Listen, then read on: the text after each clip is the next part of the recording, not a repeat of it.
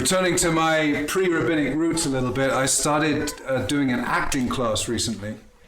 And it's an acting class that is taking the teachings of the famous acting teacher Sanford Meisner. And Sanford Meisner's whole essence of acting was living truthfully even in imaginary circumstances. Living truthfully even in imaginary circumstances.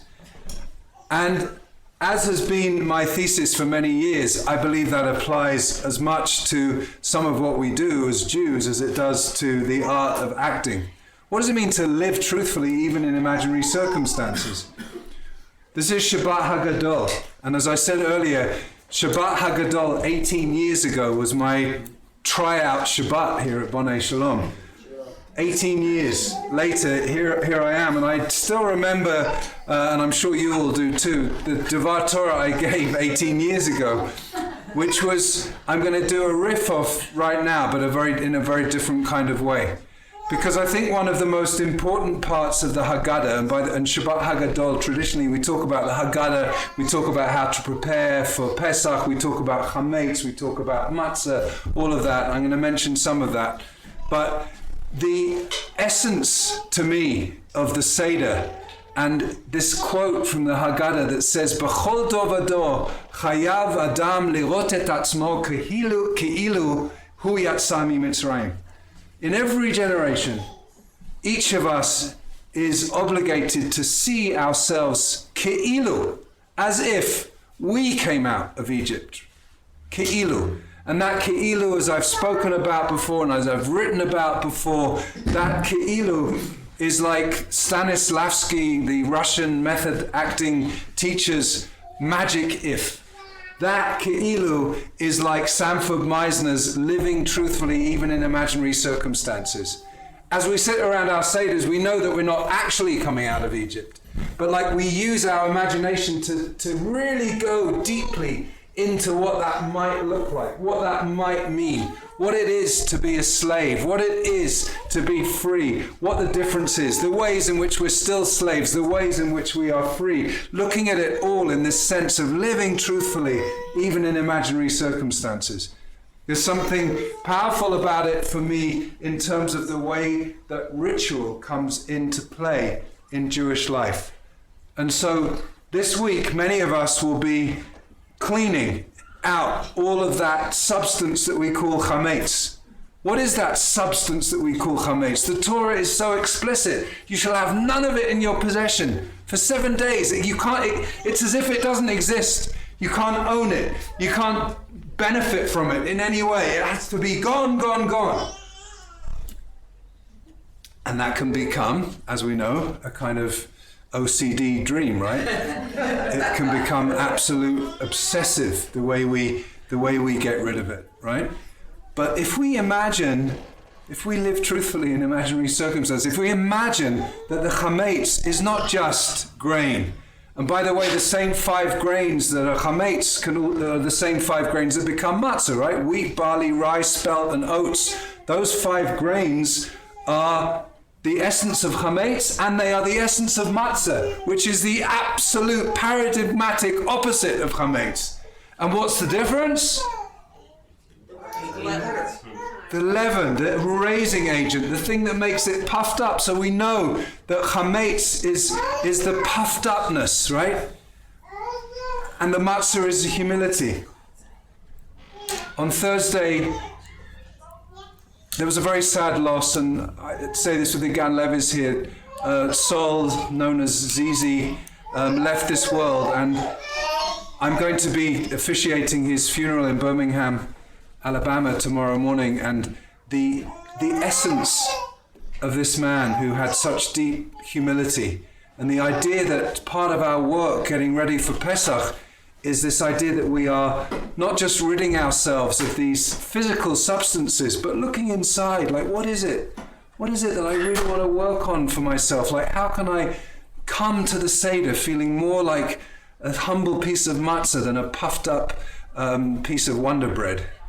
I'm sure no one still eats Wonder Bread, but, if we did, like the nature of this, and I'm going to be talking tomorrow a little bit about how Saul Kimmerling was he'd done that work. He was the matzah, you know. He just such a beautiful, humble, sweet man, and like the essence that's what we want to get to be when we sit at our seders. And so the cleaning out of the chametz, you know, as Sarah said up here at the Torah, she loves Pesach cleaning.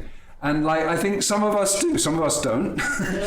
But there's something about this external process that is mirroring an internal process. Like as we go through the cupboards, we're cleaning and we're getting all these, you know, hopefully environmental friendly cleaning products and wiping out all of the cupboards. But there's a process that is being mirrored inside.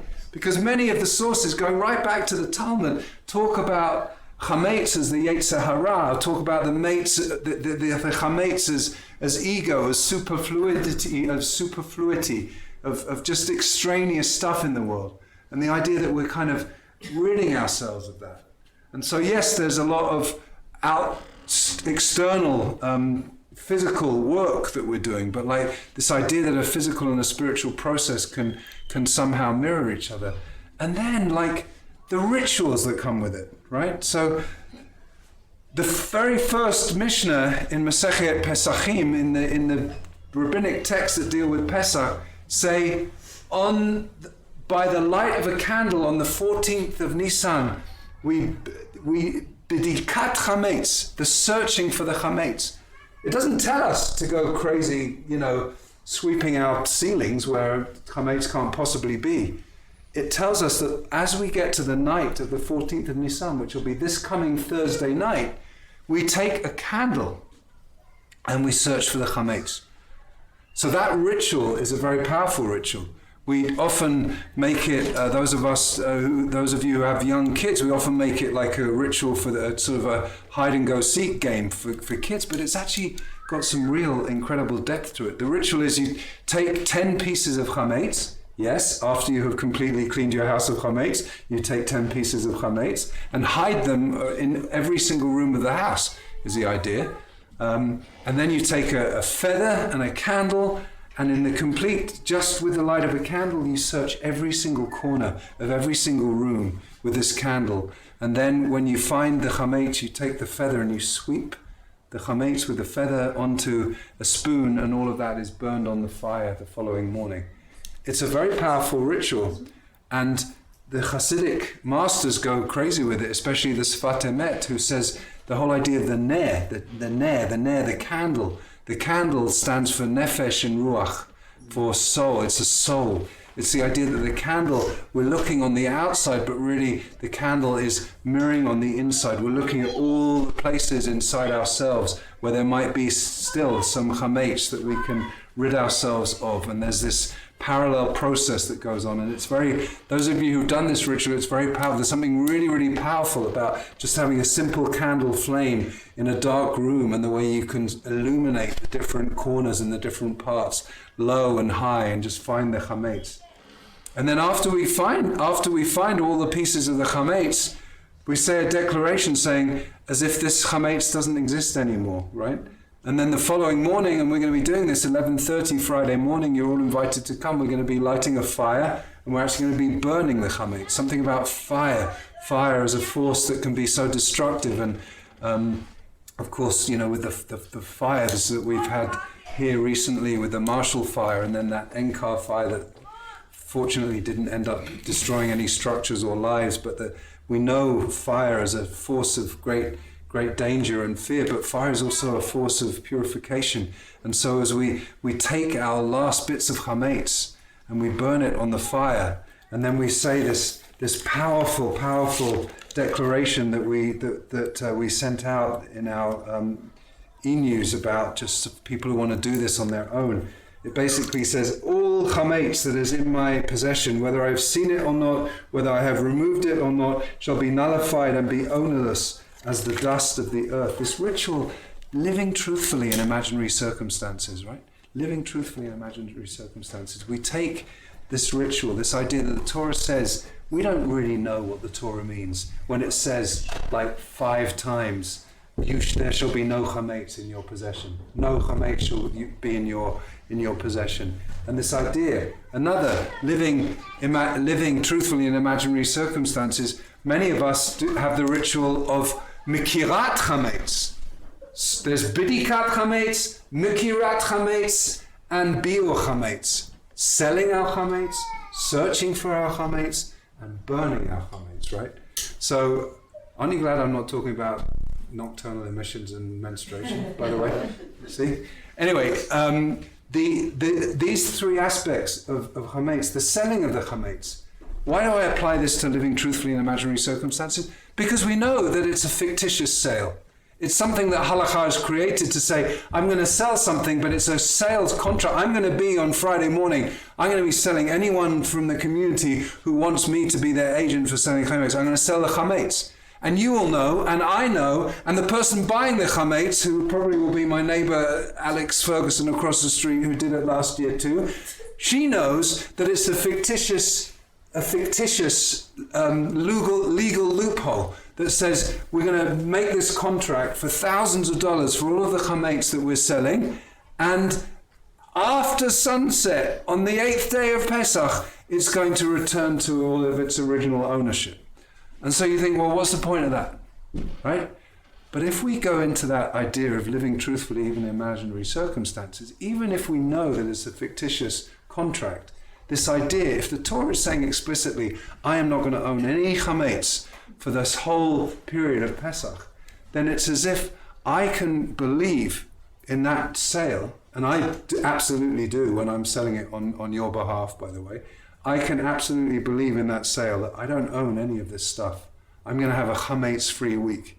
Even if there's still chametz in my house, because I've made this declaration, I've sold it, it doesn't belong to me anymore, and no one's asking anybody to pour, expensive bottles of single malt scotch down the drain. You can put it away in a cupboard and you can sell it to me, actually. So there's that process of chametz, and then we come chametz free. We might be exhausted, those of us who've been really working all week to get ready for it, which in my case is mainly going to be my mother, because who's already cleaned most of my kitchen, by the way. Anyway, what? Thank you. Yes, thank you. Very much, especially as I now have an unexpected trip to Alabama tonight. But it's such a powerful process, and this idea that by the time we get to our Seder, we're chametz free, and then we have this powerful symbol of the matzah, and I'm going to talk a little bit about the paradigmatic opposite of chametz. As I said before, same 5 grains. But to me, one of the most powerful and poignant rituals, and again, living truthfully in imaginary circumstances, is when we take out that middle matzah and break it in 2, right? So we have 3 matzot, and according to halacha, right, the top one and the bottom one are the lechem mishnah, that we would have the 2 loaves that we would have any Shabbat. The idea that, and especially now, that Pesach and Shabbat coincide, so Seder is actually Friday night, but we have the 2 matzahs that we're going to actually later on make motzi on, but we take out this middle matzah. Now you can say it's Kabbalistically, it's Chesed, Gevurah, and Tiferet, it's those 3 poles of loving kindness and restrictions and harmony and balance. You can say it's Avraham, Yitzhak, and Yaakov. You can say it's Cohen, Levi, and Yisrael, all of those things. But the middle matzah has this mystery to it, because it's a mysterious 3rd matzah, or a 3rd piece of 3rd bread substance that we don't have in other times, right? So we take that middle matzah, and what's yachatz? We break it in half.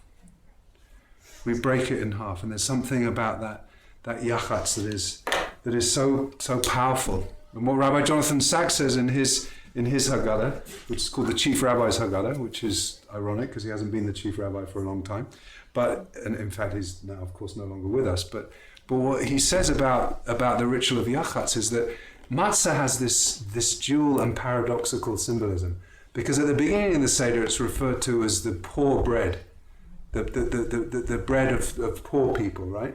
And this idea that slaves, according to the commentary of Ibn Ezra, the medieval commentator, slaves would eat unleavened bread because it's harder. I mean, this is what Ibn Ezra says. You can let me know if you think it's true or not. But that slaves would eat unleavened bread because it's hardest to digest, and therefore it's a cheap way to feed a slave population because they get full quicker. So on the one hand, the matzah is the bread of slavery, and on the other hand, it's when we eat it for the first time at the Seder, it's the bread of freedom, which is a complete paradox, right? So the broken halves are acknowledging this dual symbolism of the bread, but as we break it in half, we know that it's I mean, have you ever seen that ritual done and it's been two perfect halves? No. In fact, the HaGadol tells us to hide the bigger half, right? So it's not a half even. And we hide the bigger half, which will later on become the afikomen, and safun, which is the part where we search for the afikomen, and I bet Avital's going to find the afikomen this year. But when we search for the afikomen, it's the bigger half. And so in this world that is so broken right now, where there is so much pain and suffering, as we the pain of reading the names of those people who died in terrorist attacks in Israel, the pain of all of the people suffering in Ukraine, the pain of still living with this uncertainty about COVID, the pain of people who have lost their homes in the fire, all of it is somehow contained in that brokenness, recognizing the world is so broken and that we are so broken. And here we are hiding the bigger half, as if to say there is so much more in this world that is hidden than is revealed. And so when we search for the Afikom, when we recognize that there is so much more that we don't know than we do know, we can look at this world and just give up in despair at just the craziness and the chaos of it all. And the Seder is also the 15 steps of the Seder, a scene about bringing order into the chaos. And there is something living truthfully in imaginary circumstances. If we actually believe that in doing these rituals we're having some kind, as the Kabbalists really think, we're having some kind of cosmological impact as we perform these rituals, that even though we know we're sitting at a Seder table and we are whoever we are, we're not, experiencing an actual exodus, right? But there's this idea, ki'ilu, as if we are. And so that each one of these rituals has a poignancy that really matters, that we do it with depth and intention. What Rabbi Sachs says about Yachatz, because he talks about, as I said, the dual symbolism of the bread. He says the difference between freedom and slavery does not lie in the quality of the bread we eat, but the state of mind with which we eat it. The difference between slavery and freedom doesn't depend on the quality of the bread that we eat, but the state of mind with which we eat it. Living truthfully, even in imaginary circumstances. We're imagining ourselves both as slaves and as free people as we break the matzah and as we eat the matzah, right? And that Yachatz ritual, I will say, it's such a powerful one as well, and Michael Kagan in his HaGadol, the holistic HaGadol, and other commentators talk about the broken self. We think about the broken world, but we also think that we're all a bit broken. Some of you who listen to NPR keep hearing the Colorado Matters Back from Broken, right? Which is mainly about people in recovery, but the idea that we're all broken. We're all just fragile, broken human beings, and that beautiful and famous saying of the Kotzker Rebbe, who was the Hasidic master, who said, "Ein davar shalem kalev nishba." There's nothing as whole as a broken heart. So there's something about nothing as whole as a broken heart. There's something about when we break that matzah that we're recognizing our own internal brokenness. And we're recognizing that there is much more that is hidden than is revealed. And we're recognizing that when we search for the afikomen, it's not just a game, although it, of course, becomes that and should be that in a certain way, because so much of the Seder ritual is about keeping the younger people engaged in the experience of it. But there's something so profound about searching for that which is hidden, about revealing the fact that there is more that is hidden than is revealed, and bringing bringing together those two halves, but knowing that we can't ever bring them together again. That broken matzah will never be a whole matzah again. Our broken selves will never be completely whole. You know, some of us have experienced really painful losses. Every time we experience a loss in the world, there's a part of us that breaks. And we don't pretend that we're whole. We don't just try, to heal ourselves in superficial ways. There's something about the Seder ritual that helps us recognize our brokenness, recognize the brokenness of the world, and look for the hidden, and look for the fact, the mystery of it all. So I'm, Shabbat HaGadol, the 18th anniversary of my tryout Shabbat. I gave a similar message 18 years ago. I still believe it's true, that we use our imaginations, that we use our ability to live truthfully in imaginary circumstances and make these rituals meaningful and real. They're not just the things that halacha and Jewish tradition require. They're opportunities to go deeply, deeply inside ourselves. The process, whether we do very little or a massive amount of cleaning this week, the process of clearing out the chametz, the process of searching for the chametz, the process of selling the chametz, the process of burning the chametz, the process of sitting at the Seder and feeling ourselves that we are free of chametz, so we can be more like that humble matzah. And as we break the matzah, recognizing the brokenness in the world, the brokenness in ourselves, and the fact that there is way more that is hidden and revealed. And that's just some of the rituals. I mean, I could speak for another 2 hours and go through the whole 15 steps of the Seder. I'm not going to, but I could go through all 15 steps of the Seder and give an equal amount of the way in which we can live truthfully through imaginary circumstances and really have a Seder where, these things are real, even if we know they're not real. Shabbat Shalom.